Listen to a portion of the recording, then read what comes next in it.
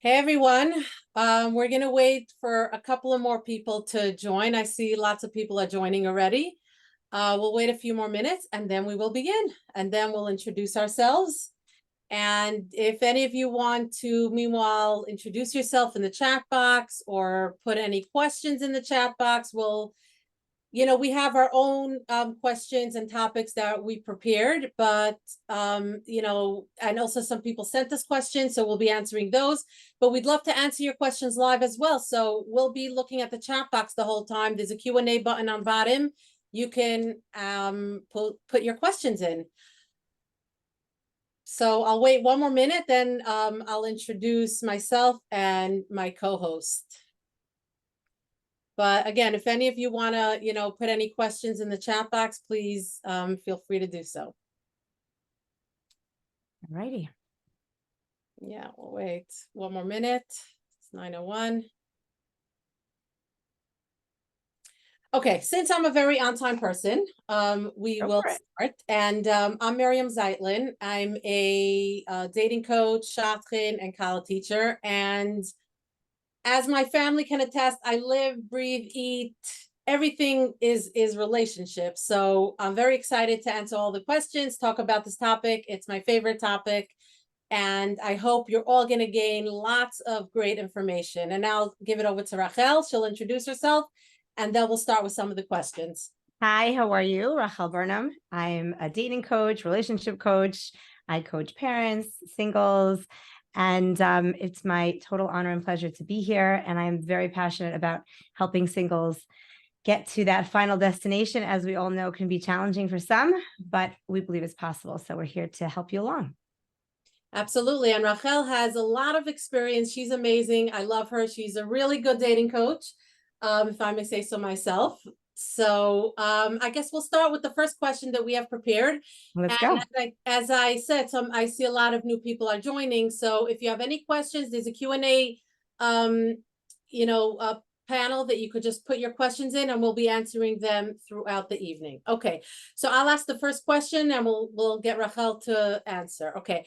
So the first question is, why is Shidduch dating so scripted? Like, why does there have to be, I mean, there doesn't have to be, but what is this about telling people where to go on dates, how long the dates should be, who plans the dates? Rachel, what do you say about this whole thing about it being scripted? Well, I feel like a lot of people think it's scripted and it feels very scripted, but that's also because they don't have experience on the other side.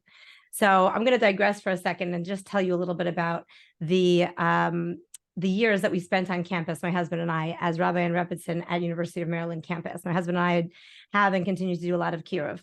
And so much of what we were doing was relationship coaching a lot of these singles and college kids through their relationships. And the thing that they would always say is, it's so hard to meet a decent guy. Like, where are all the good girls? Why can't someone just like set me up with a wonderful person? Why do I have to like pretend and that I like them, that I don't like them? Are they noticing me? Pick them up. What should I say? How to say it? Like, when's too much? How to go too far? Right. So you don't know what it looks like on the other side, except I do, because I was a very big part. I didn't personally date that way, but I was a very big part of their journey. And they struggled so much. And whatever pain you think in dating is here, there's so much more pain when things get a lot further than you want to be with the wrong person, let me just say. So the Shidduch system in general is set up to protect us from getting hurt, to protect us from overinvesting, to protect us from getting too close to somebody that's wrong for us, right? To get too deeply involved with someone that even if we're like, falling over so much chemistry, so attracted to, really has different values, and those will really create lifelong problems. It's really here to protect us. So I think it's hard to see it when you're in it. And I know it does feel scripted.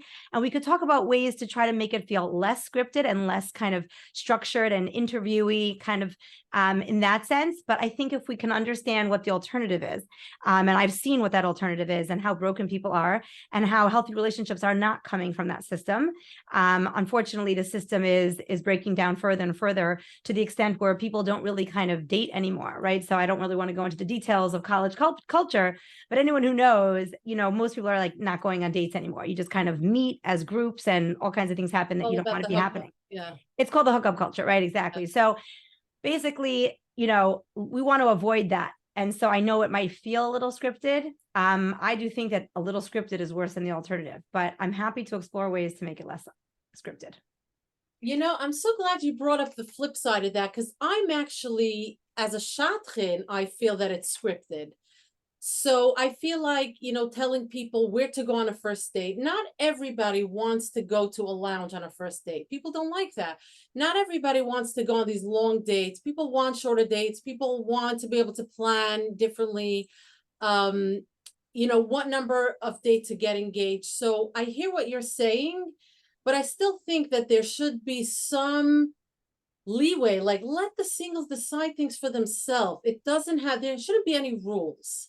Well, That's there's what kind I'm of saying. guidelines, right? They should be broad guidelines. And within that, you need to take your personality and your skill set and your strengths and own it. Make this experience your own. I don't believe that a shadchan should tell everyone what to say. And this date you should be doing this, and that date you should be going there. You need a little guidance. I'm happy to give you a little guidance, but in general, you're going to need to kind of take off the training wheels eventually. So you need to own this relationship. Pick up the phone, call her, ask her if she would like to go out with you, right? This is like of the least responsibilities you'll have when you get married, like the least, right? So you need to practice actually courting. Courtship is part of a relationship. It's going after that person, showing interest, asking them to go out. Where should we go? Putting some effort to research where to go, right? And make it your own and make it more personal so it doesn't feel as scripted. Yeah, absolutely. It makes me laugh because, as a shadchan, lately I've been encouraging very, very strongly that people should set up their own dates. And what I mean by that is, it became this thing that the shadchan has to set up the dates, coordinate the time and the place and everything.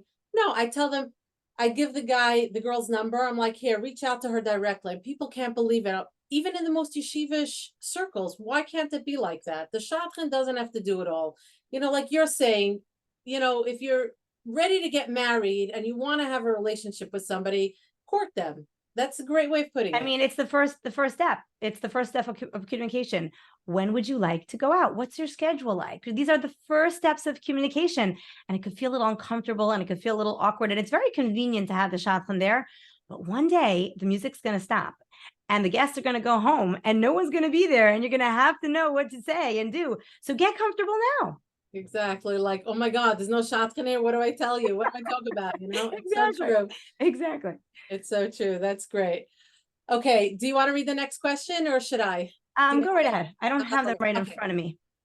Here's another topic that I feel very passionate about. Why is being honest with yourself so important for dating? And what I mean by that is, like, sometimes singles are dating from a place of what their parents want them to date or society, but they're not being honest with themselves.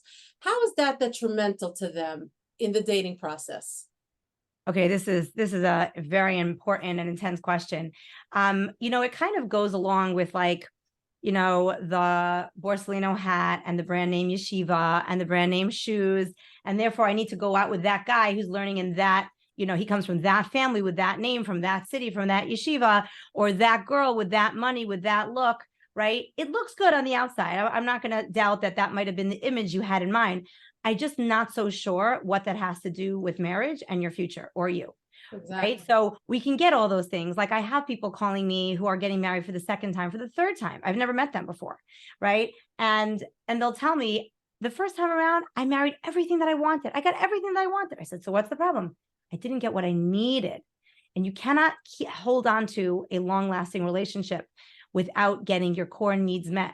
And so I think a mistake that a lot of singles make is, especially girls, this is a very girl thing. I want to be good. I want to be sweet. I want him to like me. So whatever he says, I'm going to agree. And I don't want to rock the boat. So I'm not going to say my opinion, even though it's very different than his, right? So we're very agreeable. I'm very sweet. I could be good for him. I'm going to be kind. I'm going to be a giver, be a giver, be a giver, right? That's my role, be a giver. And what's misunderstood is giving is so important in a relationship. But when you're dating, I tell people it's really important to be selfish. And I know that doesn't sound very popular. But if I'm not selfish about who I am and making sure that my needs are being met hashkafically, emotionally, physically, feeling that someone could hear me, make me feel safe, make me feel accepted, not judged, right? If I don't feel that those needs are being met, then when I get married, I'm not going to want to give to this person. And so Yeah. giving is really important in marriage, but right now we're deciding who to marry. And part of the whole scripted thing is not to just kind of jump into a relationship and figure out if this is a good idea. The idea is to figure out if this is a good idea first, and then we allow ourselves to get more emotionally connected. So that starts with, who am I? What's important to me? What do I stand for? I had a mother call me. She's like, I don't know what to do. My daughter, I take her to a shadchan and they say, what are you looking for? Learning or working? And she says, I don't know. I just want a mensch. I want him to have a real relationship with Hashem. I want him to be authentic, sincere. I don't care about all the shtick. I don't care about what hat he wears or what yeshiva he goes to. I just want somebody very authentic. And the shadchan's like, I can't help you. Learning or working? I need to know. Learning or working? She said, I don't know. Right? So this girl's like so confused. She's a very genuine, honest person. And she's being forced to pick a very kind of superficial title, because you can have someone who's learning who's not a mensch, right? You can have someone who's working, who spends a lot of time learning and who's like very involved in chesed, right? There's all different kinds of people. So being honest She with really doesn't care, but what about the people some people do really care. Right. No, Right. there's nothing wrong with caring. This Yeah. particular girl cared more about his character and what kind of person he was than she cared about if he was working or learning. But I'm saying all of that starts with, who am I? So often I'm speaking to people and they really don't know. They can tell you lots of words of what they're looking for because they've heard it said to them before, but they don't really know themselves. They don't know themselves hashkafically, emotionally, psychologically. And so you're 50% of the marriage. We've got to figure out who we are. But I want to hear your take on it. Yeah, so I agree with everything that you said, but I think it is important to actually pinpoint. I was coaching a girl and she tells me she's dating and dating and dating a bunch of guys and she's not connecting with any of them. And then so I asked her a bunch of questions. We went through everything and it turns out that her parents want her to marry a learning boy, but she really doesn't. So I said to her, you're not connecting because you're not being genuine. You're not being real. You're dating people who you won't connect with because that's not who you are. So it is important to really pinpoint, like, of course, everybody wants somebody who's kind and good midos and the good character. That's a given. But what type of lifestyle do you want to lead? Do you want to live a cola lifestyle? Do you want, a different type of lifestyle? They're both fine. There's no right and wrong, but you really do have to know yourself. Otherwise, you won't connect. So 100%. I yeah. call it the switch, right? So if I go out with somebody and there's something about them I don't like, maybe I don't want him to be learning, or I don't like his look, or, I never agreed to this and my parents talked me into it. So as soon as I go out, I shut off the switch. So I'm kind of there, but like, I'm not really there because I won't allow this to go further. I'm not going to open up. I'm definitely not going to make myself vulnerable to connection. I'm not going to really let myself like this person. I've shut off the switch because I won't allow it. And no relationship could ever develop that way. And that's sad because it could be a great opportunity in front of you. Right, for sure. It's very important to know yourself.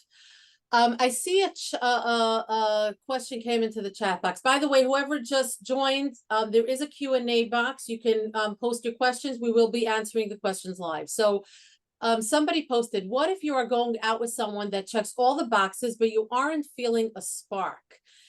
So here's a great one. I'll answer first. You have to give it some time. That's important because sometimes people think they're dating somebody 1, 2, 3 times and they're not feeling anything. It does take time to develop.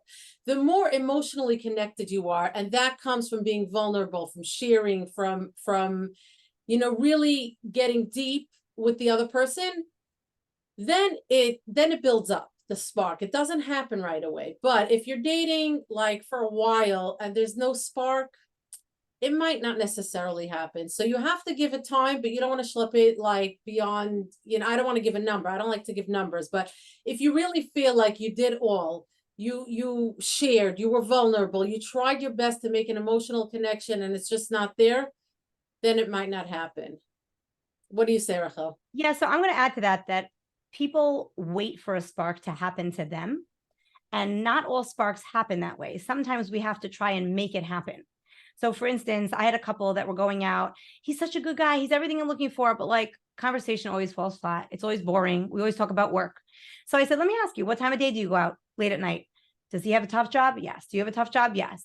Do you even have time to like go home and get ready? Not really. So you're both going out exhausted late at night when all you really want to see is your pillow, right? That's not putting your best foot forward. Go out on a date on a Sunday when you're fresh, when you've had the weekend to relax a little bit, and come prepared with conversations, come prepared with interesting topics to talk about, debates or politics or current events. You have to make some effort. We all, I feel, just kind of sit there like waiting to feel the fireworks. That's very Western. It doesn't work like that. We have to put in effort. We have to try to open up and be vulnerable, as you said. When we are doing all of those things, the spark has a greater chance of happening. And that may happen and that may not happen, right? But just sitting back and kind of waiting it to happen for it to happen to me may not always happen for everybody. We have to try to put in a little bit of effort. And I do say that that does start sometimes with the guy, because he's the guy, he's leading, he's taking her out. So he should try to come prepared with topics, come prepared with an activity, think of something that is of interest of her, kind of move things along a little bit to try to help the spark to develop. Wow, it's so interesting that you said that, because I'm gonna have to disagree with one thing that you said over Go there. for it. It's actually one of my things that really drive me crazy about the Shidduch system. I believe it's really both of their responsibilities to come prepared with topics of conversation and with things to talk about. That I really do believe that it's not on the guy. No, I I don't agree feel with good you. about I do agree with you on that. I didn't mean that she shouldn't come prepared with topics. She should definitely come prepared as well. But sometimes the guy sets the tone. He's picking her up. He'll start the conversation at times. So there's nothing wrong with him starting. She should for sure, contribute and participate as much as she can. Right, right. Okay, so we do agree. Okay. Yeah, because it became like I get this question all the time from guys. They're like, they must be teaching this in the seminaries or something, because the girls are just not, being prepared, or they're just waiting for me to come up with all the topics. No, it has to be a very balanced conversation.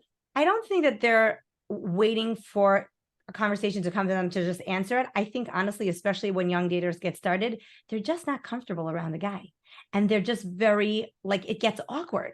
And what do I say? All right, I'll just wait for him to say something, then I'll just respond. It takes time to get comfortable. Most people, if you've grown up in, from society, you're not just comfortable with any strange guy. It's not just a guy that it's a strange guy that you don't know. And now you're in a car with him going to some restaurant or some lounge. Like, it's awkward, right? So people kind of they get frozen and they don't know what to do.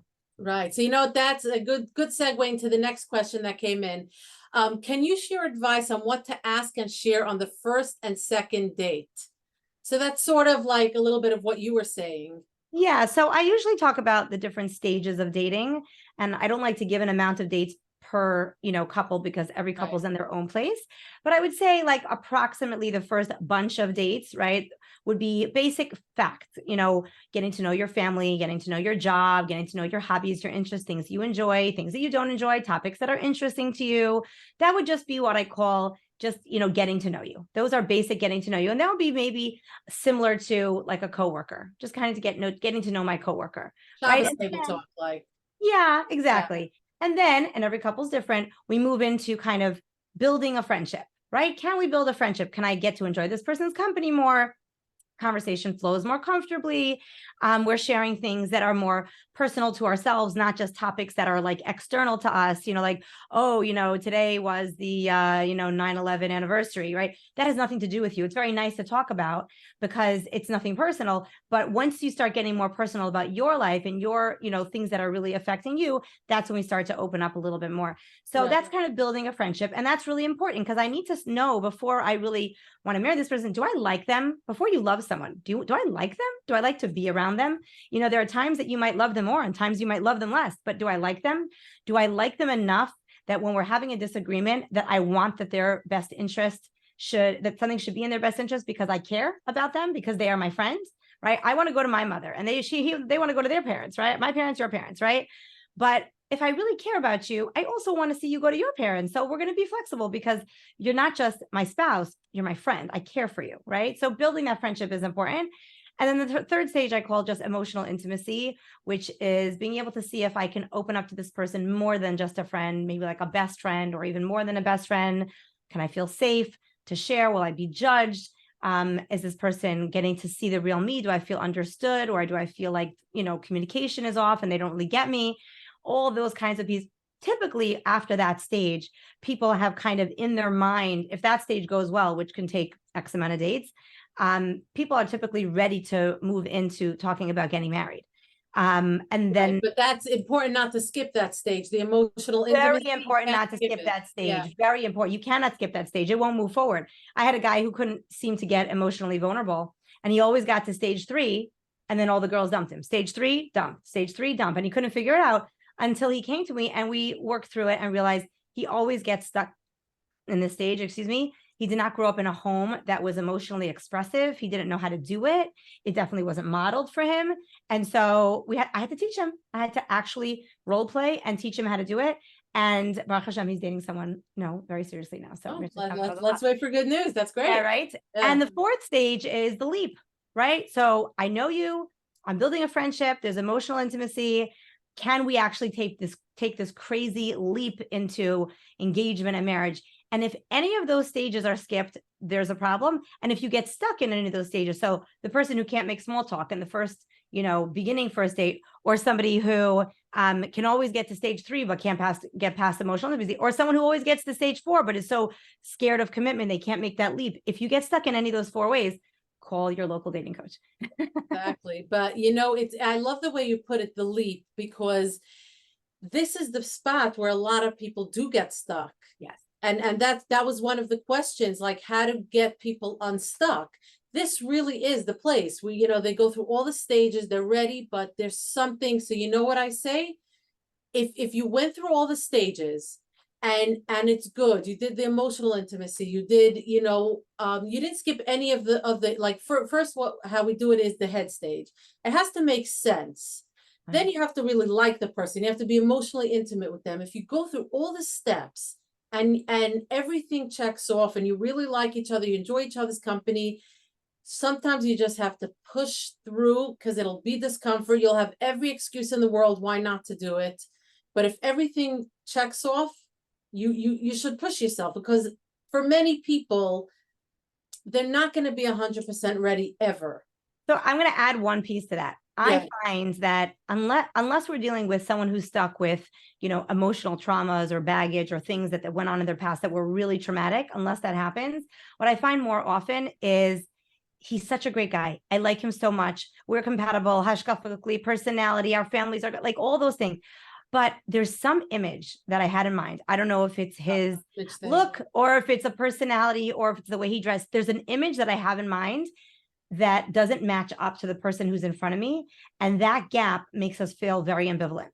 And if we're able to say, this is the same person as your image, it's just in a different packaging than you may have had in mind, but he's the same kind menschlich from attractive person. You just in your mind built up this castle in the clouds that actually doesn't exist because, like I tell people, when people describe to me their shidduch, have you ever had someone say, like, I'm looking for a guy who has anger management issues, or if he's socially awkward, I'm cool with that, like if he's financially not stable, like that's fine, I'll take that. Nobody says any of the negatives, they only say the positive, right?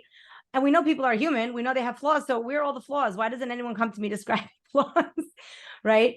So it's called fantasy because you don't have to think about flaws in fantasy. You only have to think about, all the beautiful parts. So all of a sudden you're presented with a real person who has real amazing qualities and real flaws, like you, like me, like all of us.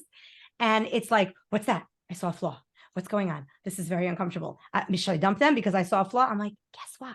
They see flaws in you too. And they still want to keep going out with you. Staying with you. Exactly. Are you? Exactly. So being able to just kind of shift that image of what I had in mind in my fantasy and who is in front of me, sometimes I see closes the gap for people to be able to get engaged. I love that you brought that up. That's a great point. The image thing is huge. So thanks for bringing that up.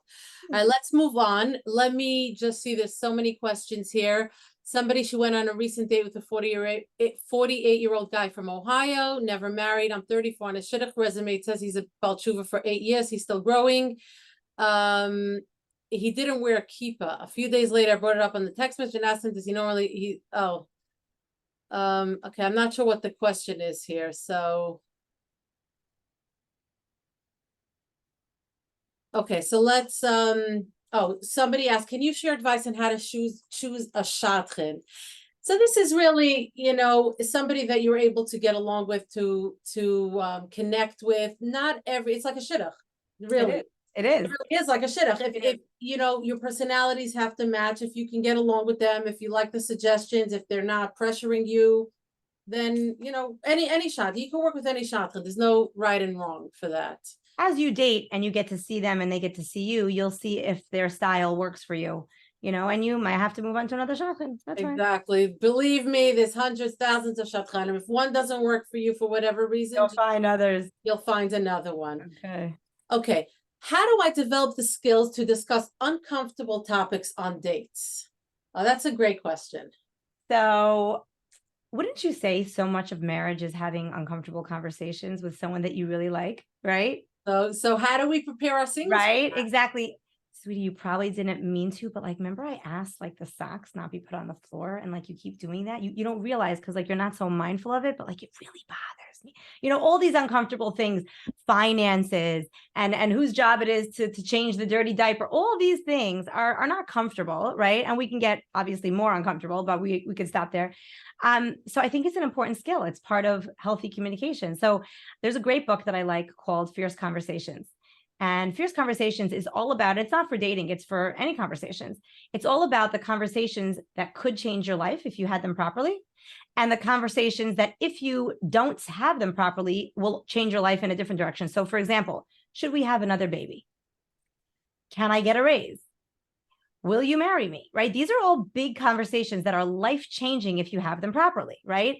And if you're too scared to ask for the raise, or you're too scared to ask the girl to marry you, or you think your husband's going to say no to another baby, that will have a very significantly different outcome. So it's really teaching you, ways in which to do that. And one thing that they use, because I recommend the book, so you should definitely go get it. But one thing I do recommend is, Mary, I'm going to test it out on you, okay? Oh boy. Mary, would you like to have an awkward conversation with me? Oh, for sure. It's going to be awkward. It's even going to be a little bit uncomfortable. But if you know in advance that it's going to be awkward, and I know that it's going to be awkward, we can kind of get the awkward out of the way and we could just jump in. Okay. So I don't know, we'll make it up. So, I thought that you said we were going to speak at 9:30 today, and all of a sudden it's 9. What happened? Right. But because I prefaced it with this is going to be an awkward conversation, you're prepared, it's awkward, and it got rid of the awkward. We got the we front loaded the awkwardness, and now we could just have a conversation, and people start to giggle that's so silly that you brought it up that way, and everyone kind of relaxes a little bit, and then we can just have the conversation. Or we can start off by saying, listen, I have a lot of respect for you, and I really want to have a conversation that might feel uncomfortable, but I think that if we can have it in a respectful, mature way, that if we get to the end and we get to a healthy outcome, I think that will, bring our relationship closer and make us feel more comfortable with one another. Are you ready for something like that? So invite somebody in as opposed to just why did you do that? Why did you say that? I'm so uncomfortable when you, right? Right. Give a little introduction to it. A little introduction, we never come home and say, by the way, honey, I smashed the car. First you give him dinner, and then you talk about it gently. Drunk, Exactly. Yeah. So, right. There are ways in which there's always a nice way to say everything. And there's always a way to not make someone feel attacked or judged, but to invite them in to a vulnerable conversation that's uncomfortable and do it together as a team, as opposed to me against you. Right. Another, a little bit of a different twist on this is sharing, not necessarily uncomfortable, but vulnerable stuff. Like when you're dating, you have to share. So also, you can start by saying, I want to share something with you that I usually only share with a very good friend or a very close friend. That's also telling the person that what I'm sharing with you now is something, personal, private, vulnerable. It's a different type of conversation, but it's also giving an introduction. So that's another way. I love that. So it's uncomfortable for me to share this with you, but I want to share it with you because I want to open up, right? So that gives a sense of exclusivity where I believe that you're someone who can handle this information. I'm sharing with you and not with other people. That creates connection. Right. That's perfect. Okay. How do I deal with feelings of shame for not meeting my bashert? Any advice? Oh, that's horrible. You're probably better equipped to answer this. I'm gonna jump in here. Yeah, I think I will. The reason I say that is because I got married very young, and Rachel had a little journey. That's what makes her such a fantastic coach, by the way, because she gets it. So go ahead, Rachel. So I'm just going to share my story very briefly. I was single for 14 years. I dated hundreds of guys on thousands of dates. Got married at the age of 34, Baruch Hashem, to number 220. For some reason, people find that little piece of information fascinating. And I can't believe you didn't lose track. Oh, I had a book. Oh, okay. I had a flow chart. I'm not even kidding. I'll tell you about it later. Anyhow, the thing that I think is, that journey was very, very painful and very exhausting and very draining. And the story that I think is kind of fascinating for people to just hear is that my husband had been married previously. He was married for 10 years. His wife was very sick. They never had children. He thought he would never have children. And she passed away at the age of 30. And I was the next girl that he dated. So he was just unavailable. He was simply not available. And the amount of ridicule, the amount of shame, the amount of put down that I got from family, from friends, from shadchanim was so profoundly despicable that if there wouldn't have been a Kadosh Baruch Hu running the show, I don't know that I would have survived. And I always just tuned it out because I just had my eye on the goal. I know that I am marriageable and I'm going to find him. I don't know when, I don't know how. But I believe that HaKadosh Baruch Hu could do it a lot better than I can. So I'm just going to keep my eyes moving forward. And I used to just say like one word. I'd be like, next, just keep moving forward. Next, I'm not looking back. I'm just moving forward. I would give myself a very short amount of time to cry over a painful relationship. And then I was out the door again on another date moving forward. That's what worked for me. Not that that works for everybody. And the important thing to know was shadchanim and family and friends who really do mean well. They really do love you. And because they're uncomfortable, they don't know what to do and they don't know what to say. So maybe I'll blame it on you. I'll blame it on your weight. I'll blame it on your traveling the world. I'll blame it on the fact that you're not dating enough. You're dating too much. You're too from. You're not from enough. You're too tall. You're too short. Like I can give you all the reasons why people walked into my Vart saying, I can't believe it. We never thought you were getting married. Can you imagine? Terrible. And I said, Baruch Hashem, Hashem runs the world. I'm so glad. I didn't say, thankfully, you don't run the world, but, we have to really be so strong. And it's so difficult because being single, you're already in such a vulnerable position because you're reliant on shadchanim and you're reliant on family and friends to set you up. And you don't feel like I have a standing in society, so to speak. But, there was a whole article recently in Jewish Action. I think it was Jewish Action, about the single girl who felt so lonely and there was no place for her in the shul and the society and how the shul didn't accommodate her. And, it's a little bit, I hear where she's coming from and I have a lot of sensitivity to it. At the same time, we also have to go out and make a place for ourselves. Instead of allowing people to shame us and put us down and pressure us into things we don't want, you need to go out, volunteer, help out in your shul, do chesed, get to know people. And the more they get to know you and love you, the more they're going to set you up, right? So we can't just sit back and just kind of sit there absorbing all the negative comments that everyone's going to make. I remember a relative saying like, we were talking about some political debate or current events debate. And I was just putting in my 2 cents because I was an adult and it had nothing to do with dating at all. And they said, when I see a ring on your finger, then I'll hear what you have to say.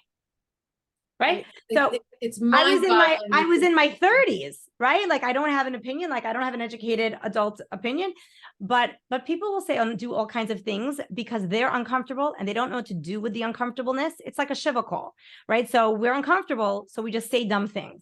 And so they're uncomfortable and they really love you and they don't know what to say. So they say things that are very not helpful. But I want to add something. I think it's great. Two things you said. Keeping your eye on the goal. I think that's the key. Just keep your eye on the prize. Keep your eye on the prize. But I want to add something to this. Why do you have to feel shame about being single? I don't understand that. You're a person. You have a life. You're successful. Why is there shame? Like, why do you have to, why does your identity have to be mixed up with whether you're single or married? No, it doesn't. You're right. And there are certain people who are going to say, listen, I have a great job. I have tons of friends. I do lots of chesed. I travel the world. I have money in the bank. Like, I love Hashem. I'm a growing person. I go to shiurim, right? I don't need to be judged by other people. But when you're going to shul and every Shabbos, and you're, even if you're not going to shul, you're walking down the street and you're seeing couples and families with children, and it's Simchas Torah, and it's Purim, and it's Pesach, and it's Sukkot, and we're coming up on Rosh Hashanah, and it should be a time where everyone is looking forward to spending time together as family, and you don't have your cell phone, and you don't have your car, and there's nowhere for you to run, and there's nowhere for you to go. It feels like I stand out like a sore thumb. Like So I understand the pain. I understand the pain and the loneliness, but why shame? That's because the part looks that you get from people, they feel like Right. you're being shamed. Even if people don't realize it, it's like, I never, those feelings are just so pitying and uncomfortable. And I used to laugh because, I'm an occupational therapist and I was working in a hospital. And whenever I would go to work, everyone would be like, oh, you're so young. You're 30. You're so young. You're so young. And I go to a wedding the same night and I'd be like, oh, what's going to be with you? I never, you understand? I went from young to old within the same 24 hours, right? So it's maybe the perceived shame, or you haven't made it, or what's wrong with you, and you can't seem to attract a guy, or you can't seem to attract a girl. There must be something wrong with you. What's wrong with you? Let me try to figure it out. So you feel shame, like people are judging you. Like if you were struggling, and if someone was struggling in a marriage, right? I wouldn't shame you. I wouldn't even know about it, but I certainly wouldn't come over to you and say, so how was that fight last night with you and your husband, right? You don't heard us? you don't seem to know how to communicate. Like when you'll learn how to communicate, then you'll get along with him.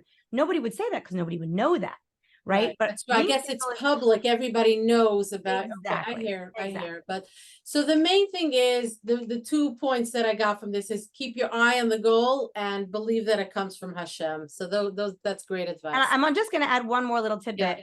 that people complain a lot to me about the dating process. And we talked about that a little bit before. Right. No one's really interested in staying in the dating process long term.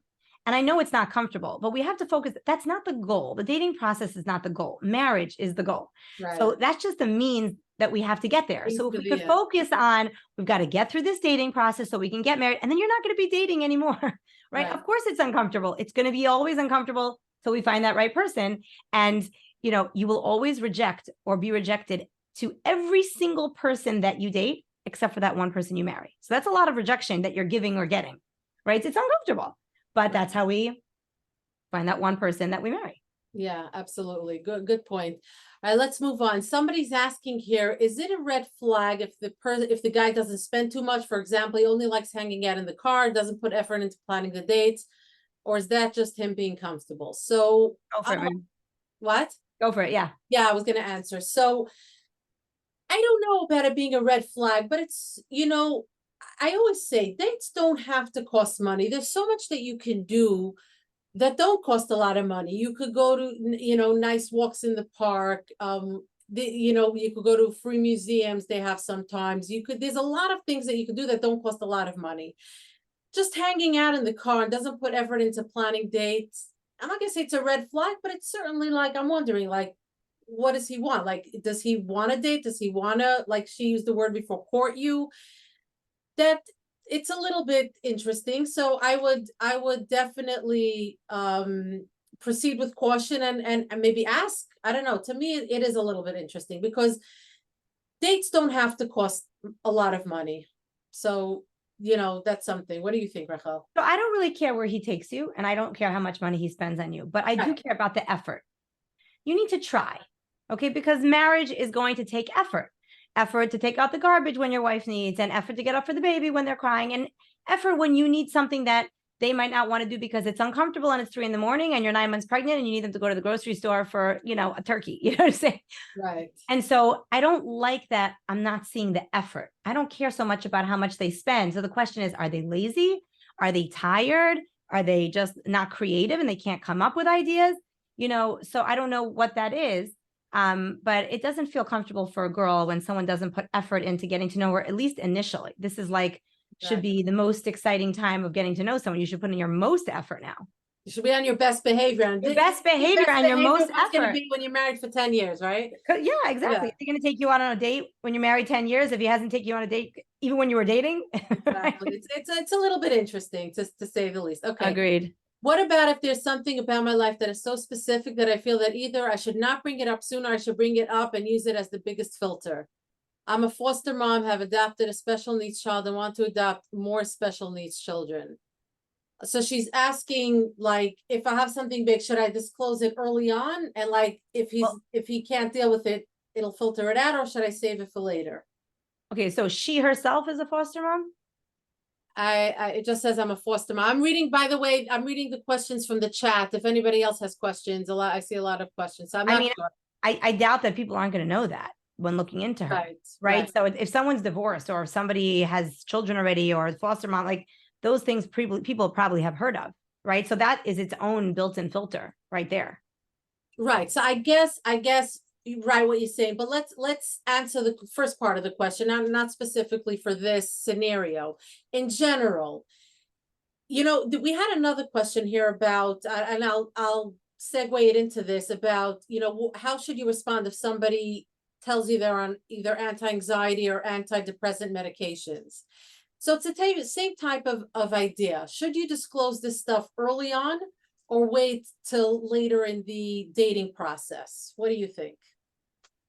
So this is a very delicate topic. And the funny thing is that so many people are so worried about disclosing, but the other person's also has something Everybody's to on it, disclose. right? Everybody's got something today to Yeah, disclose. You know what I'm saying? So it's exactly. like, why doesn't my therapist speak to your therapist? And if they like the idea, you give me a call, we'll go on a date, you know? I love it. The agents, right? Exactly. So, I mean, again, I really think that if you want to have a fighting chance, honestly, you should really go out and try to see if you could build a little bit of a foundation of a relationship, right? Right. It's like building a house. First, you pour the foundation, you got a solid foundation, then you could put something a little heavier on it. Most people are not going to say, sure, I want to go out with a guy who's on antidepressants, or sure, I want a girl who's on, anti-anxiety.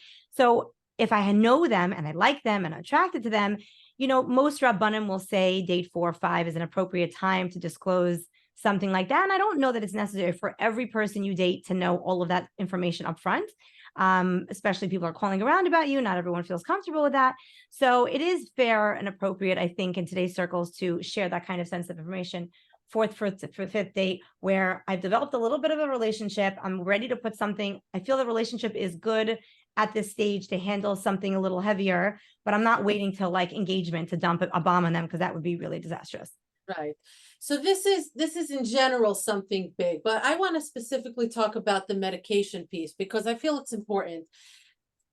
A lot of people are taking medications, and the fact that they're taking the medications, that means that they're acknowledging they have an issue and they're working on it, as opposed to people who are not taking the medications, not doing the things that could be helpful to them because of stigma or because they're not acknowledging their issues. So I don't think it's such a big deal, if somebody discloses something like that. It shouldn't be an automatic deal breaker. That's what I think. But So, obviously you have to look deeper and make sure, but but there's a spectrum, right? There's a sure, spectrum of sure. like mild ADD and severe ADD. And, there's as an occupational therapist, I work with these kinds of Right. things all the time. So there's a very wide spectrum. But yes, I would agree that if somebody is aware of what is going on and they're aware of their condition and they're actually taking care of it, and they're functional. To me, being able to hold down a stable job, they have stable relationships, they're, I don't know, have their own apartment, like they're showing that they can be functional in society. That is a huge tell right there. So that is going to be, very important. And then it's true, it could not be a big deal to you or to me, but it is also the right of the single to say, I'm really not comfortable with this. Right. 100%, but I'm saying it doesn't have to be an automatic deal breaker. It For doesn't sure, have to they be an have to automatic deal be, breaker. they have to be functioning, of course, or everything that you just said. That's a given. But I'm saying to so many people, like automatically, oh, he's on anti-anxiety meds, like forget it. It doesn't have to. He could be functioning and he could be a great husband, a great person. I don't want people to automatically write people off just because of that. I will That's point my out that, I happen to be like on the side, just kind of have a significant interest in like health and nutrition and all that kind of stuff. okay. And a lot of the foods that we eat today that have a tremendous amount of dyes, that have tremendous amount of sugars, and everyone's watching way too much screen time, not getting enough sleep, all these kinds of things actually produce anxiety and depression in the brain. So a lot of these people, when they find that they're willing to, exercise more, sleep more, get off their screens, eat more nutritiously, get off all the sugar, all the dyes, all the white flour, they find that they're able to wean themselves off of a lot of these medications. So Right. not all of them are like, oh, he's so ill, he's so sick. It's, Right. society doesn't have the best eating habits, and we could actually get better at that and often wean ourselves off of it. You know what I'm saying? Right. So Absolutely. Thank you for bringing that up. That's a yeah, very important it, point. it alters the brain chemistry. Absolutely. Somebody just posted a question that I really have to read. How do I convince my mother that someone is not for me if she really believes he is? Now, this is something that drives me crazy. You have to remember that you are the one marrying them, not your mother. So if your mother's trying, and it's not only the mother, it could be the mother, the father, the dating coach, the shadchan, the rabbi, your friends, anybody. If anybody's pushing you and you just know in your gut for whatever reason that they're not for you, don't let anybody pressure you. Your mother may like him, but then she can marry him. If you don't want, that's it. No pressure. I don't believe in that. I can't agree with you more. I'm just going to add that sometimes it's exactly what we're looking for on paper, and it's the exact right person, family, hashkafa, everything is so great.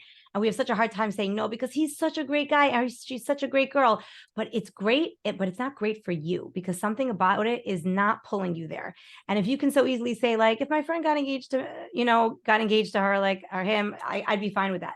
It doesn't really bother me. I'm not really pulled here. I don't really look forward to going out at all. Those are signs that it could be a very good person who, from the people looking on the outside, see a good person and you agree, but you're just not connected to them. You're not feeling it in that way. And that's okay to say no. Exactly. Don't jump into anything being pressured 100%. And that's part of the stages, by the way, because the first stage that you said it's good on paper is what we call the head stage. Correct. You have to get past the head stage. You have to get to the heart stage, the emotional stage, enjoying time together. All that's important. And if not all the pieces are there, it could be great on paper and your mother may love him or her. I don't know who wrote it, but Right. Okay, so let's see, what other questions do we have? Can you share advice on what to wear for the first date? How fancy should you get dressed up? Thanks.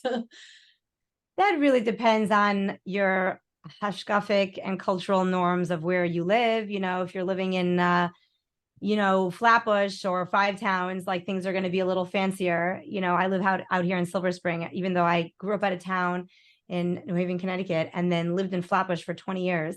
And then You're still a Flatbush girl. Can't take it out of you. but you know what? I live in Silver Spring, and you'd be surprised what people wear around here on dates. You know what I'm saying? Like, I see dates going around all the time, and I'm like, oh my gosh. But you've got to do what you feel comfortable.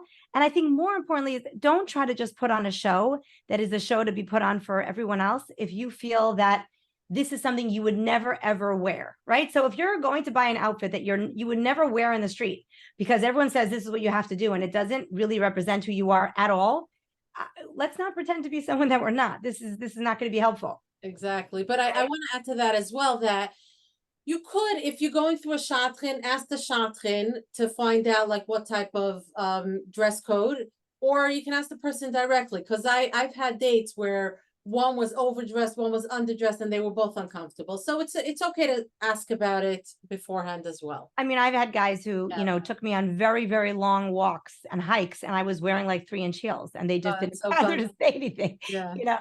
So it's also helpful to find out like who the boy is and where he's from. Is he from out of town? Is he from Lakewood? Does he come from a home where a certain expectation is the norm? Just to get a sense could be helpful to the girl. Right. Okay. Thank you for that. So, how do I develop this? Oh no, we did that question. How do I deal with someone who doesn't have the best social skills, but I really like them? What do you think about Is that? a hard one. Yeah, I know. I'll tell you why, because I work with the autistic population. I work with a lot of, middle schoolers on the spectrum. And in my dating coaching practice, and in the school system, majority of my clients are men. And in my dating coaching practice, majority of the complaints that I get are about the social skills of men. So it's a very hard thing. So here's what I could say. When we have a spectrum of, let's say I give you a number line 0 to 10, right? My social skills are a 10. Are his social skills like a 9? or his social skills like a 2. If his social skills are like a 2, the gap between a 2 and a 10, it's probably not going to be able to work for you. Okay. But if your social skills are just super polished and he's just like not quite as polished as you, or not quite as savvy, or not quite as intuitive as you are, that's okay. That gap can be bridged. The gap between, 8 to 10, 7 to 10, you can have a lot better social skills. He might be a lot more intellectual than you. You can be much more street smart. He might be much more able to, fix things around the house that you would never be able to fix out, or tech savvy, So there's different kinds of smarts, and social skills is a type of smart. So when people say, I need a smart guy, I always say, define your smarts. What do you mean? Do you want him to be socially intelligent? Do you want him to be emotionally intuitive? Do you want him to be intellectual? Like what are we talking about? Right. So if we're able to say, I really like him and I'm a little stronger in the social skills and he's much more strong in the learning skills or intellectual skills, and I could still find what to like and respect about him, then it could work. And if it's working, you might want to say things like, I really appreciate when you, or I so liked it when you did that. Like point out the Right. things that you enjoy. Teach him what you like. Teach him, Exactly. he needs a little bit of help, right? And Yeah. he'll help you with like, okay, so I know you keep getting stuck in the computer and you can't find this in this email. Let me show you what to do. He'll teach you too. So marriage is like a series of blending your worlds together, where I learn from you and you learn from me, and together we become this new entity of we, right? So we can bridge the gap, but we also have to be mindful that some gaps are too large to bridge. Right. Yeah, I love that. And it's funny because somebody wrote on the chat over here, do you think he should be your intellectual match? So this is like you were pretty much answering that question. There can't be too wide gap. Otherwise it won't work. But you don't exactly have to be the same, but you also have to know what works for you. What are you comfortable with? If you're a lot more intellectual, or if you feel much smarter than him and you won't be able to respect him, that might be an issue for you. You have to be able to have a functional conversation. You have to like it's Exactly. stimulating. But if I am a little more intellectual, or he is a little bit more social, or more or less, that is typically workable. Yeah. So, but I love that point that whether it's with social skills, Any. intellectual, anything, as long as the gap is not too large. With hashkafa also, it's the same thing. Yes. Nobody's exactly on the same page hashkafically. As long as the gap is not too wide, you can make Well, things. men and women in general don't express their hashkafic, they don't express their hashkafos externally the same, right? That's So, true. a girl who's working on herself might, take on Shmir Salashon, or she might daven Ma'ariv, or, she might lengthen her skirt, right? But a boy is going to focus on his learning or going to chakra. So you're not going to be working on the same things together. Men and women are different. They're just different. Right. Absolutely. That's a good point also.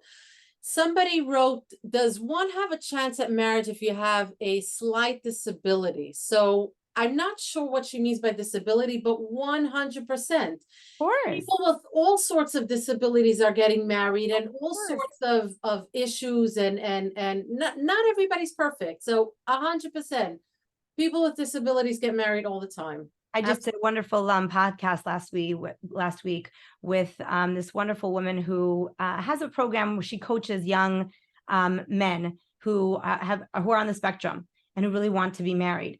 And something we talked about was that we all have a disability. Some of it is math. Okay, sometimes it's That's I can't mine. figure out how to Yeah. use Zoom.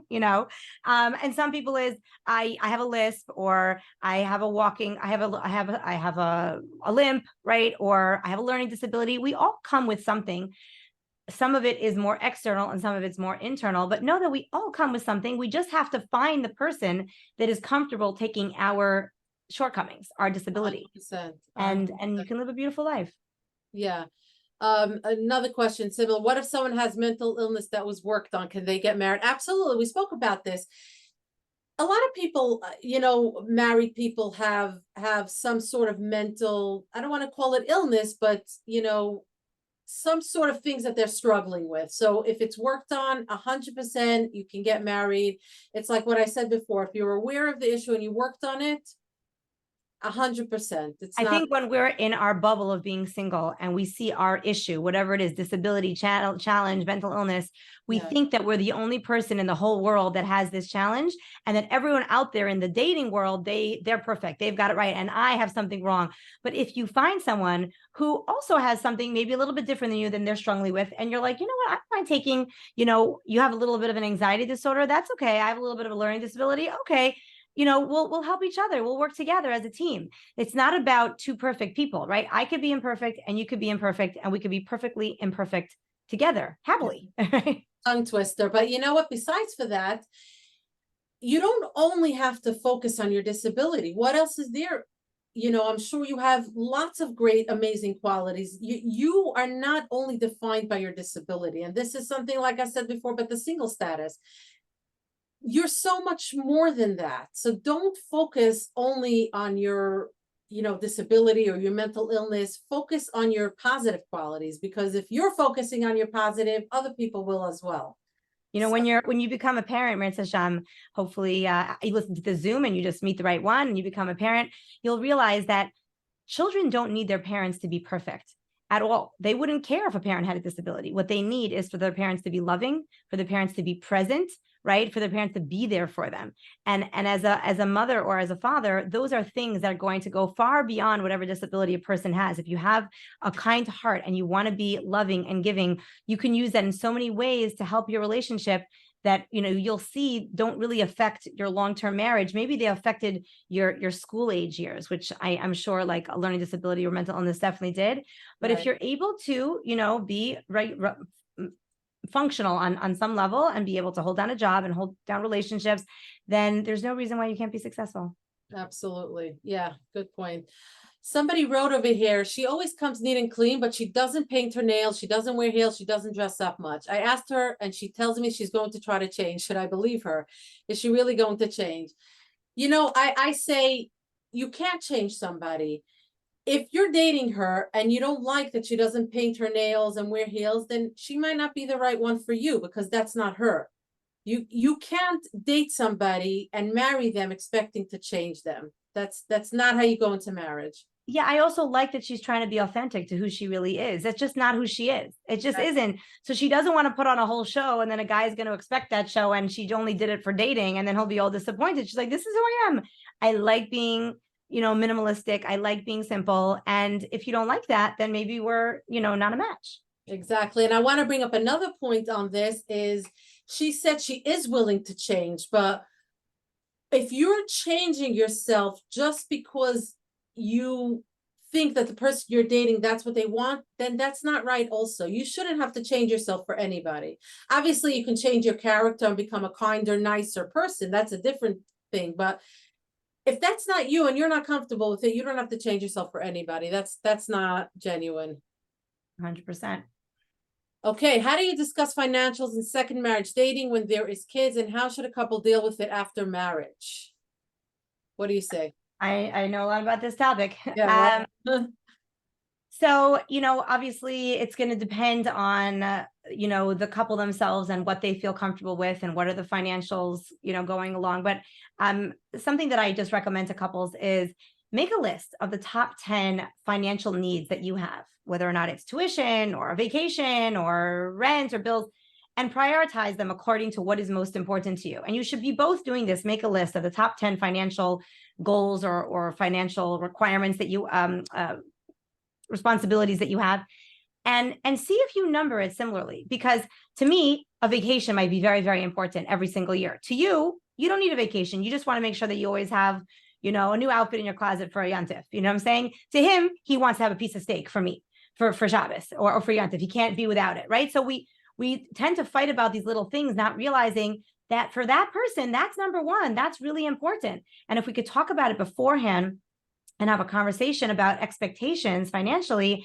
we can really dodge a lot of uncomfortable, awkward situations later on. And I tell guys and girls, but specifically guys, to have this conversation when they're looking into a girl and ask, what are her materialistic expectations and what are her materialistic needs.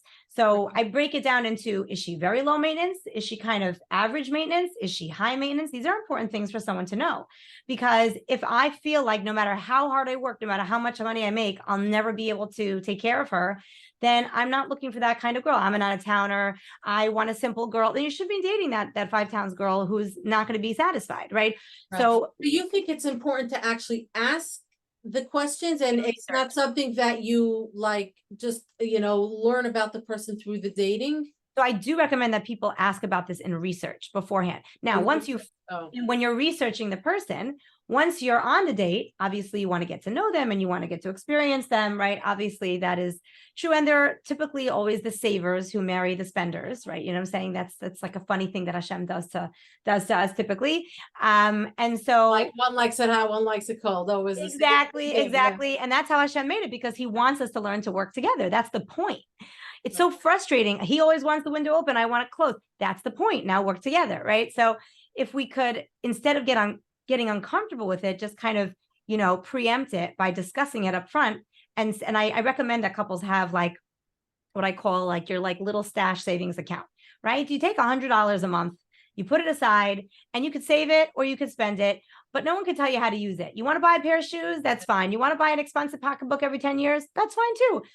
You'll have a little freedom to just do your own little thing. And he wants to go buy, I don't know, my husband's obsessed with farm, so everyone can do their own thing without getting uncomfortable, without getting upset. It just makes it easier when we could like manage the expectations. That's a great idea, by the way, to each have their own thing. Okay. It's starting to get late, so we'll answer 2 more questions and then we'll close up. So how do I get people to look past that I come from a divorced home, even though I live in a totally functional setting? So many people say no upon hearing the word. So this is very unfortunate that people, it's not only about divorced homes, it's about a lot of things. So I want to just give you a little chizuk.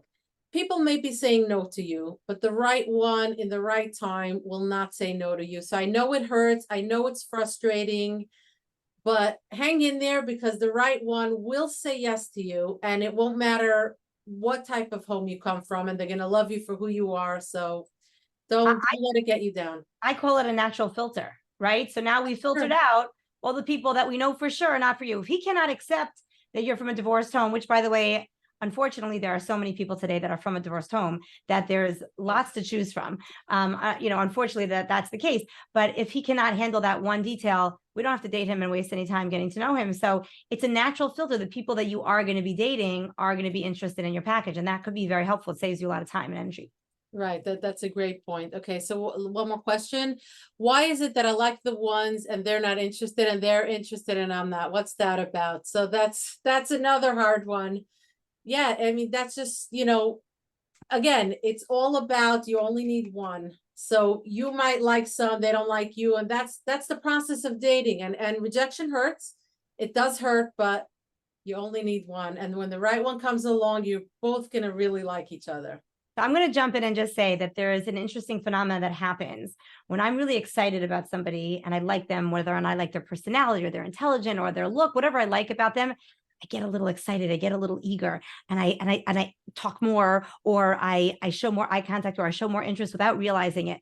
And for some people, that could be a turnoff.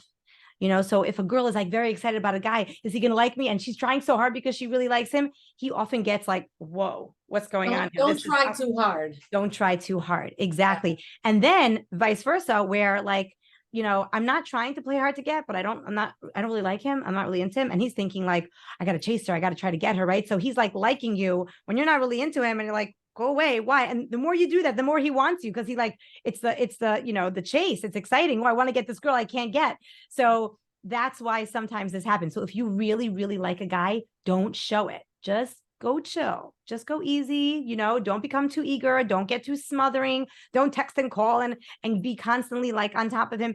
It's a turnoff. It's just completely a turnoff. So girls have to be able to hold themselves back. Guys also don't know how to like not smother sometimes when they're excited about someone. Right. So I agree with one point, but I'm going to say something else. Go for it. I love what you're saying, that, don't overdo it. Don't be too eager. But you do have to show if you like somebody, because of course. you have to express, your But that's feelings. later, when there's a little bit more of an understanding of like, I like you and you like me. Let's try to build this relationship. I'm talking about in the beginning, when I just met you and I'm like so excited. This is exactly the kind of guy I'm looking for. And people act so eager. What do you mean? I went on 2 dates and he said no. How could he said no? Right. So that kind of thing where people just get like so forlorn that didn't work out. So There has to be a fine balance. Like, don't overdo it one way or the other, yeah. in the Miriam, beginning. Once you're in the relationship, though, once you're in the yeah, relationship, you need to open up to create that vulnerability, right, to create that connection and to move it forward 100%. Miriam, you had mentioned about the head, right? Leading with the head, and then right. obviously investing in the heart. And I wanted to just, quickly, because we don't have time really to go into it any further, but just talk about the hand, right? And so I typically would explain to my secular non-from students about, what is Shidduch dating? So I would say, basically, it's you start with your head, think about, does this person make sense for me? And if I look into them and they look into me, then I'll go on a date because this makes sense. And then I see, is there chemistry? Am I attracted to them? Do I like their company? And then the last thing is Nagia, right? And so I find that in today's dating world, there are some people who feel like they can't wait, or they don't want to wait, or they don't care about it, or they just need to be able to reach out and touch this person. And so I wanted to just briefly hear your opinion about it. I wanted to just briefly speak about it myself, not from a from perspective. I don't want to come from like halacha or any of that. I don't want to come from that angle. I want to come from the angle of, when we're physically connected to somebody, it's a gift to be married and have that. And a marriage is a gift. And Mitzvah Hashem, everybody will get there.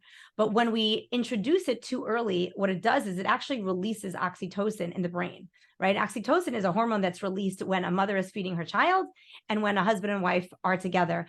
It's And the bonding it's a hormone. bonding hormone. And Yeah. it's a great thing when you're bonded to the right person. But before you know if this And is at the the right right person, time, right at person the at the right right person, time. exactly, and right time. But before you know that this is the right person, you could be very well bonding yourself to someone that you don't want to be bonding yourself to. And this is so very, very dangerous. So I just put out there as like a warning, a warning to the girls. If I'm hearing that, like you mentioned before, he just wants to sit in the car, he doesn't want to go anywhere. I'm thinking like, why does he not want to go anywhere? What's going on in the car? Right? Get out of the car. Okay. If you're giving him reason to stay in the car, he won't leave the car. Okay. So that would be A. And B is you wouldn't go into an interview drunk, right? You would make sure to be sober. You wouldn't go into dating and choosing your life partner high on oxytocin, because that wouldn't be the most helpful way to, make the biggest decision of your life. Be smart, bond yourself to somebody wonderful, but first decide if they are right for you. And then we can decide in the right time to bond ourselves to them.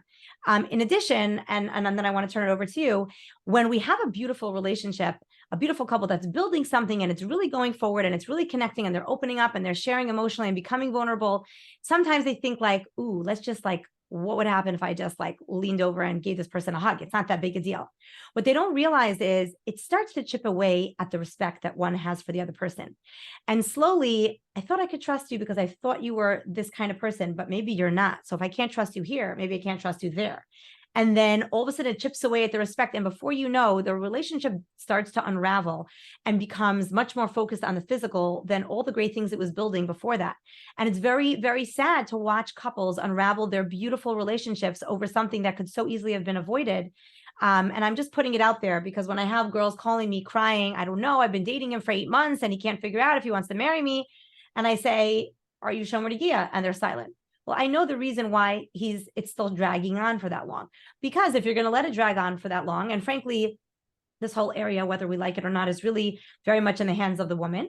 Okay. So if a woman is going to allow boundaries to be crossed, then he will think it's okay and boundaries will be crossed and there will be repercussions to that. Either he'll just have a good time and then just to be like, I don't want to be with a girl like that kind of girl who would do that. I don't want that as a mother of my children. I'm going to move on to another girl. Right. And girls He's just having a good time with you. Exactly. Yeah, he's just having a fun time, but you allowed it. Right? So it's so, so difficult to keep to. But if we're able to hold on tight, we'll find that we'll get commitment faster, we'll get clarity faster, and we'll be able to be bonded to the right person at the right time for the biggest decision of our life. Right. So first of all, thank you for bringing that up, that very important topic. I'm really glad you brought it up. I don't have too much to add to that because you really explained it very well.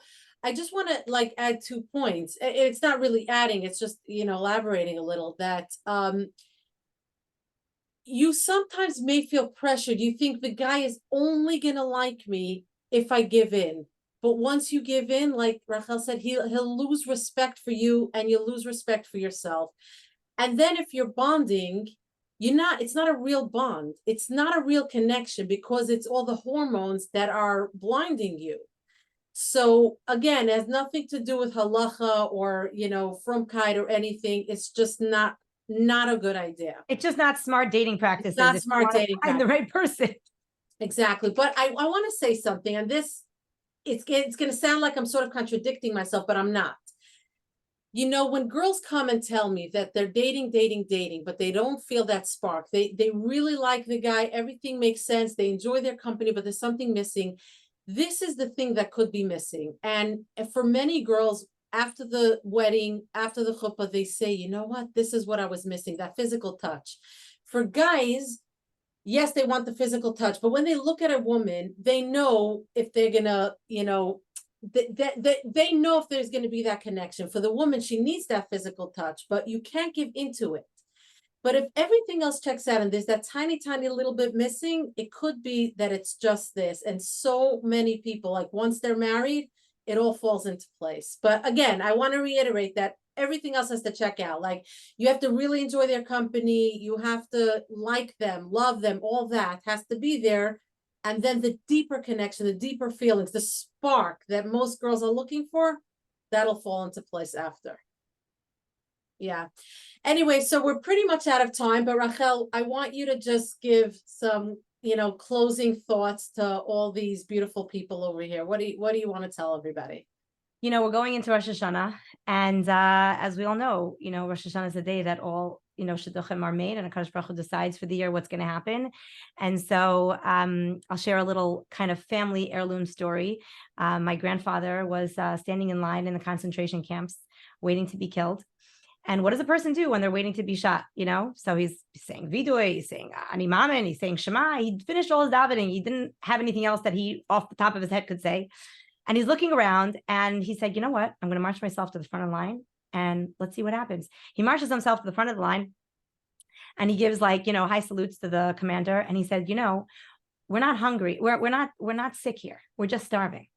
If you'll just give us another piece of bread and you'll just give us, another bowl of soup, we will do whatever you want. Why would you kill 100 other able-bodied men, right? There were 100 people in line with him.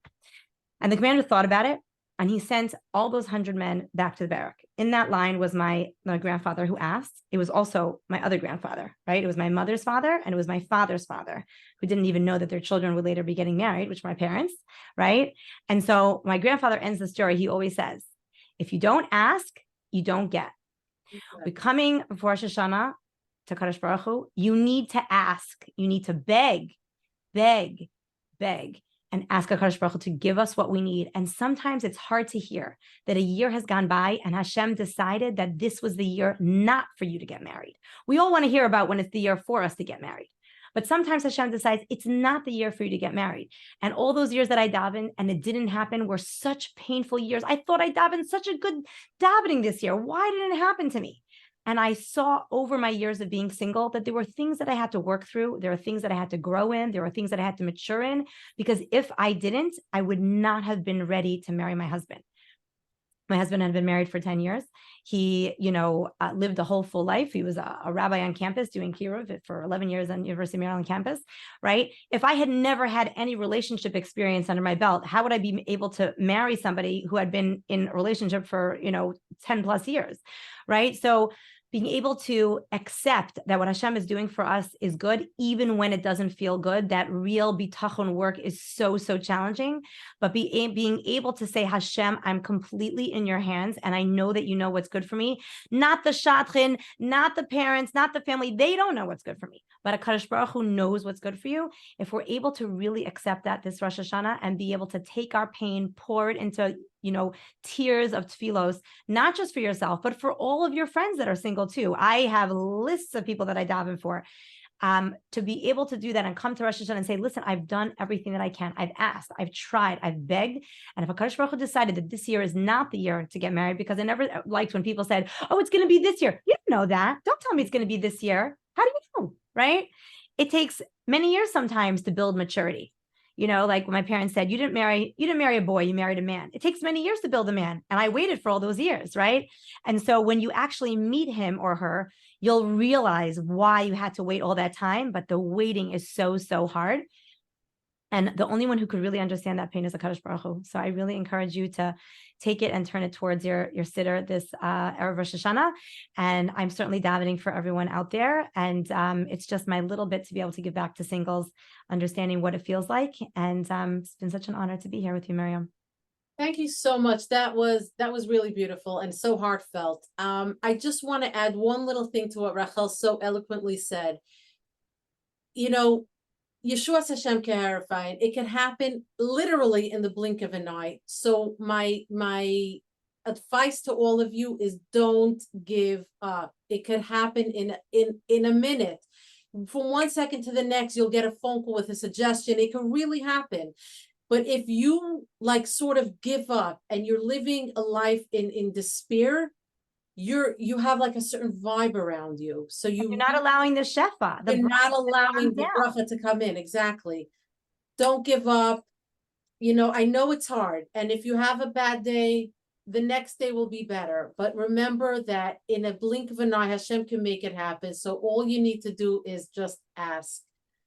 Beautiful. Thank you, Rachel. This was so awesome. And I want to say, I know that some people more people wrote questions. I will try to answer some of them later. So Miriam, why don't you tell us a little bit about where we can reach you if we want to contact you? You know what? Is there a way to put it in a chat box? You could just tell us your website or your you can all reach me. All my information is on my website, which is miriamzeitlincoaching.com. And it has all my information on that. And Rachel, tell us as well, if anybody wants to reach out to her, how can they reach you? So you can reach me at dategreat.com, D8GR8.com, or Rachel, RACHEL at D8GR8.com. And again, all my information is on the website. You can find videos online. You can, Google me or go to my blog or whatever it is that you'd like to do. And this has been so much fun, Miriam. Yeah, this has been amazing. So I apologize if we couldn't answer all the questions. I'll try to answer them. I'm able to see the chat still, but it's been lovely, and have a wonderful night. And to everybody who's watching, have a kasiva v'chasima tova. Take care. All the best. Good night. Bye-bye.